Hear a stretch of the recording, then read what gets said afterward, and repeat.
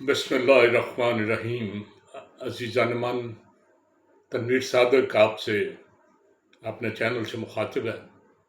आज मैं अपने हमसाया, अजीम हमसाया चीन के बारे में चंद बातें करना चाहता हूँ। 1.5 अरब से कुछ कम, थोड़ी कदरे कम आबादी के लिहाज से दुनिया का नंबर 1, रकबे के लिहाज से रूस, अमेरिका, कनाडा के बाद चौथे नंबर पर दुनिया का एक बहुत बड़ा मुल्क है। माशी तौर पर इस वक्त चीन बहुत आगे जा रहा है दुनिया में। इसकी सरहदें 14 ममालिक से मिलती हैं, जिनमें रूस, Kazakhstan, Kyrgyzstan, Tajikistan, Afghanistan, Pakistan, Bharat, Nepal, Bhutan, Burma, Korea, Laos, Mongolia और वियतनाम शामिल है। 22 सूबों और कई खुद मुख्तार इलाकों पर मुश्तमिल ये इलाका माशी तौर पर इस तेज़ी से फल फूल रहा है कि दुनिया पूरी की तवज्जो इस पर मरकूज है। इसमें कुछ खुद मुख्तार इलाके भी हैं। सिनकियांग, ये पाकिस्तान के ऊपर ऐसा सूबा है जहाँ ज़्यादा तादाद मुसलमानों की है। कदरे अब वो बात नहीं रही, कुछ कम हो गई है, क्योंकि चीन में पाबंदी थी औलाद पे, तो जिस आदमी के बच्चे ज़्यादा होते थे वो सिंकियांग आ जाता था, क्योंकि यहाँ पे कोई पाबंदी नहीं थी। चनाचे चीनी इतनी तेज़ी से यहाँ आए हैं कि अब मुसलमान और चीनी बराबर बराबर तकरीबन हो गए हैं, बल्कि चीन वाले बड़ी तेज़ी से वहाँ प्रॉस्पर कर रहे हैं और शिफ्ट हो रहे हैं। तो ये मैं बारहा चीन गया हूँ, ये सारे इलाके मैंने फिरे हैं। ये जो 22 सूबे हैं उनमें बहुत सौ में गया हूँ। ये जो आज़ाद इलाके हैं, सिनकियांग, मकाओ, हांगकांग और इस तरह के, वहाँ भी सब जगह तकरीबन मैं गया हूँ। जितनी दफ़ा गया हूँ उतनी दफ़ा एक नया तजर्बा हुआ, नई नई बात, नए नए वाक़यात, और हर दफ़ा दिलचस्पी का एक नया सामान नज़र आया। बड़ा मुल्क है, मौसम भी कई हैं। एक इलाके में कुछ मौसम है, फॉर एग्जाम्पल नॉर्थ का जो एरिया है वहाँ सख्त सर्दी, बर्फ़बारी हो रही होती है। आप चले जाएं पीकिंग से ऊपर 20 से कम दर्जा रात होता है सर्दियों में, लेकिन नीचे गांगजू में या दूसरी जगह 6-7 डिग्री होता है। बल्कि बाज़ ऐसे जगह भी हैं जहाँ आप स्वेटर के बगैर भी आप आसानी से फिर सकते हैं। मौसम बड़ा अजीब है। मैंने एक अजीब चीज़ देखी है कि चीन में फिर रहे हो ना तो बड़ी धूप निकली हुई है, आप पसीने से ऐसे हाथ पूंछ रहे हैं। तो अभी आप एक सड़क, एक दफ़ा यहाँ तक हुआ कि मैं ऊपर कमरे में था तो मैंने देखा बड़ी धूप है, तो मैंने कहा धूप में निकलूँ, मैंने कहा देखी जाएगी, निकलता हूँ। मैं लिफ्ट पे बैठा हूँ, नीचे आया हूँ, जब लॉबी से बाहर निकलने गया हूँ तो एकदम तेज़ बारिश। और चीनियों की एक और खूबी है, बारिश शुरू होती है ना तो हर एक छतरी निकाल के भाग रहा होता है। कहाँ छुपाते हैं आम जिंदगी में, औरतें तो चलो पर्स में डाल लेती होंगी, आम जिंदगी में आपको उनके पास नज़र नहीं आती। मैं एक दफ़ा एक दुकान पे बैठा था तो एकदम बारिश शुरू हो गई, तो मैं क्या आप टू वेट, वो औरत कहती है क्यों वेट करना, मैंने कहा बारिश हो गई है, तो कहती है क्या फ़र्क पड़ता है। उसने दराज में से छतरी निकाली, मुझे कहती है जाओ काम करो अपना। तो ये उनका एक अंदाज़ है कि वो काम नहीं रोकते, जो मर्जी हो जाए, मौसम जैसा मर्जी हो, उनका काम जो है ना वो जारी है, और यही उस कौम की खूबी है। पोलिट ब्यूरो कम्युनिस्ट पार्टी की स्टैंडिंग कमेटी का नाम है, और उस मुल्क में उन्हीं की हुकूमत है। ये कमेटी जो पोलिट ब्यूरो जिसे कहते हैं, ये चीन में ताकत का मंबा है। इसके 210 अरकान होते हैं, जिनमें नौजवान और हर सूबे के अरकान शामिल हैं। ग्रास रूट पर पार्टी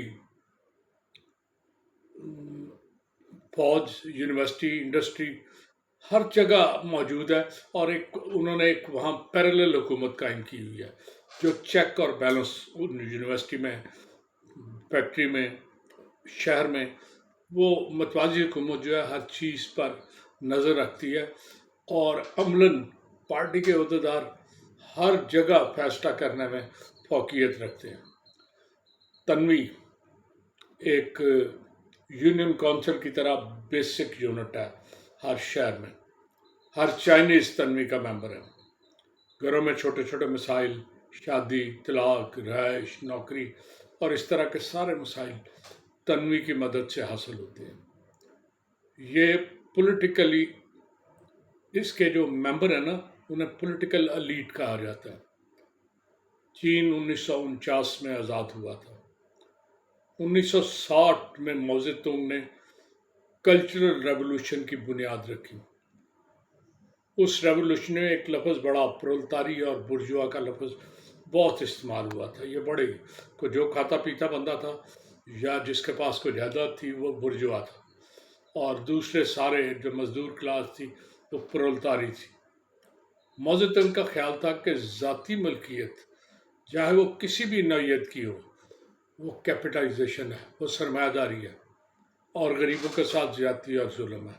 چنانچہ اس چیز کو ختم کرنا چاہیے۔ اس کا خیال تھا کہ نو کنسٹرکشن وداؤٹ ڈسٹرکشن، جب تک آپ توڑ پھوڑ نہیں کریں گے نا، تعمیر کی بنیاد نہیں رکھی جا سکتی۔ چنانچہ انہوں نے فیصلہ کیا کہ جدید دنیا سے بالکل کوئی تعلق نہ رکھا جائے، اور جو جدید چیزیں ان کے پاس موجود ہیں ان ساروں کو توڑ پھوڑ کر دیا۔ ماؤ زے تونگ کے جو پیروکار تھے انہوں نے ماؤ زے تونگ کی یہ بات سنی تو بڑے خوش ہوئے۔ نتیجہ یہ ہے کہ انہوں نے ایک ریڑھی ہوئی جس بندے کی ذاتی ملکیت تھی نا، وہ توڑ پھوڑ کے اسے جلا دیا اور کہا کہ نہیں، ذاتی ملکیت کیا ہوتی ہے، ہم نہیں مانتے۔ اس وقت وہ ریڈ گارڈ ایک ہوتے تھے، ریڈ گارڈ ورکر تھے بیسیکلی پارٹی کے۔ ان کے نزدیک کوئی چیز جو سامنے آتی تھی وہ توڑ پھوڑ دیتے تھے، وہ کسی کی بات نہیں مانتے تھے۔ لائبریریاں، بڑی بڑی انسٹیٹیوشن، گرجے، مسجدیں، یہ سب چیزیں اور ان کا لٹریچر جو وہاں موجود تھا، ساری چیزیں انہیں تباہ و برباد کر کے رکھ دی، ہر چیز کو تہس نہس کر دیا۔ یہ افراتفری کئی سال تک جاری رہی، حتیٰ کہ ماؤ زے تونگ جو ہے نا وہ فوت ہو گیا۔ ظلم کا یہ حال تھا کہ ماؤ کا جانشین تھا تونگ سیاؤ پنگ، اس کا جوان بیٹا کسی بات پہ ریڈ گارڈ کے ہتھے چڑھ گیا، چوتھی منزل سے انہوں نے نیچے پھینک کے اسے مار دیا۔ اس کلچرل ریولوشن جو ماؤ زے تونگ لایا تھا، اس میں اسکول بند رہے، فیکٹریاں بند رہیں، لوگوں کا معاشی طور پہ برا حال ہو گیا۔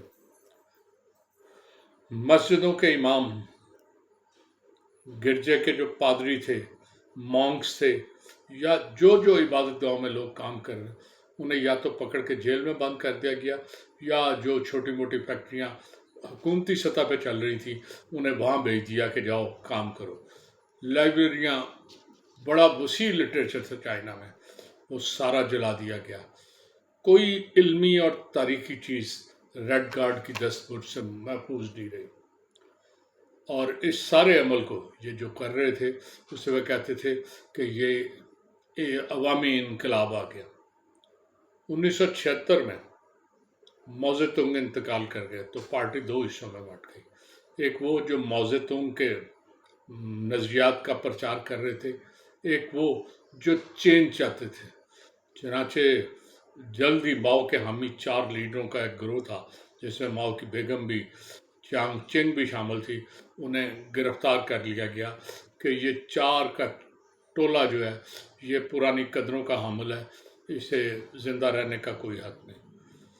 ماؤ کی بیگم نے 1991 میں وہیں جیل ہی میں خودکشی کی تھی، لیکن اس کے بعد وہ جو باقی لوگ تھے انہوں نے معیشت کا پہیہ جو ایک طرف چل رہا تھا اسے بالکل دوسری طرف گھمانا شروع کر دیا۔